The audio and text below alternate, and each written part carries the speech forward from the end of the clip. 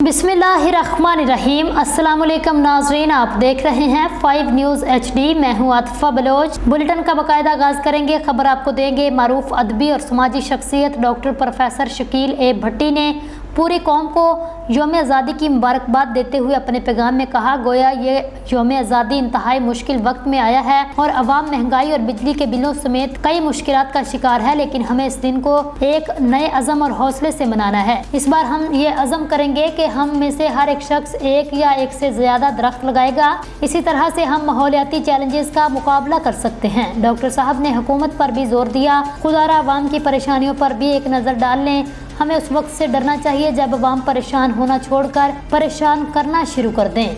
मैं पहले भी कह चुका हूँ कि बांग्लादेश से सबक सीखें और किसी सानहे से पहले उसका तदारुक कर लें। उन्होंने दुआ की, अल्लाह रब्बुल इज़्ज़त पाकिस्तान को हर मुश्किल हर परेशानी से निकाले, इस मुल्क को तरक्की की राह पर गामज़िन करे। आखिर में उन्होंने अपने ही एक शेर से पैगाम का इख्तिताम कर दिया।